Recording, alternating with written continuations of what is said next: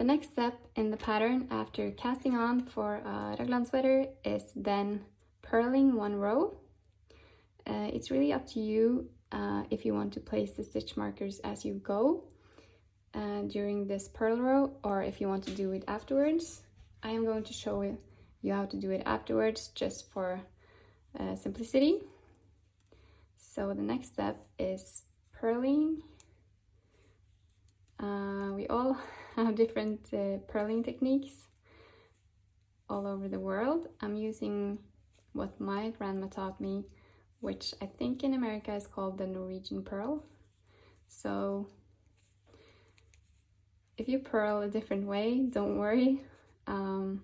We all have our ways depending on who taught us how to knit, and I think it's really nice to think about that my purling technique is learned from my grandma, and I think it's a really common way of purling in Norway, and especially among the more experienced knitters, but everyone have their own teachers. Someone just taught knitting on YouTube, and I think it's also really cute that we have different purling techniques.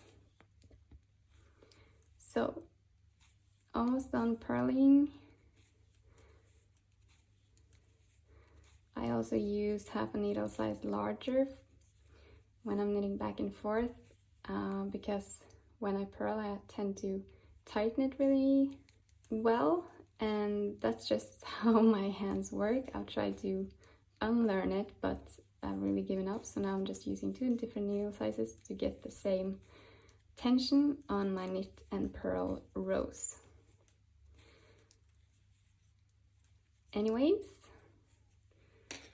now it's time to place stitch markers. So depending on the type of stitch markers you have, you can just use a strand of yarn, then you have to place them while you go, or you can use either these plastic ones or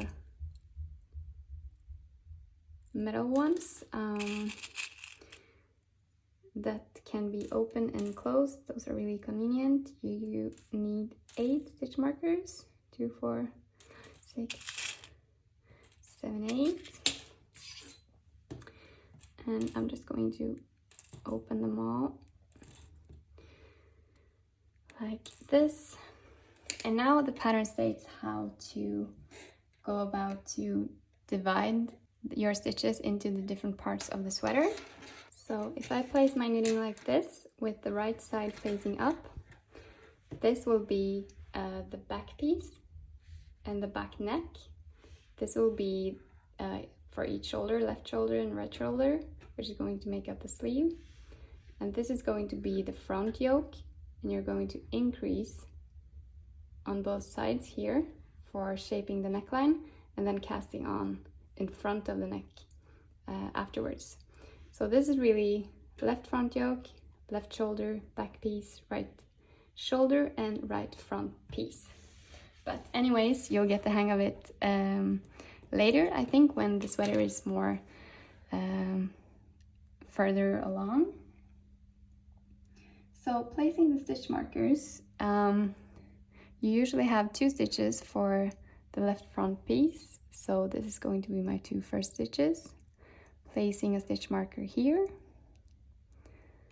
Then you have 1 or more raglan stitches, which is the next one, like this. And then you have a set number of stitches for the left sleeve or left shoulder, which is, in my case, is 8. So these stitch markers basically tell you where to increase for the raglan. So you're essentially just marking each raglan stitch.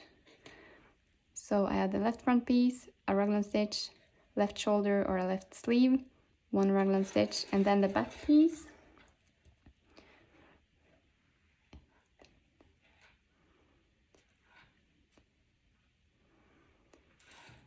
Like this. So between each part of the sweater you have a raglan stitch. So this is the back piece, one raglan stitch, and then the left shoulder,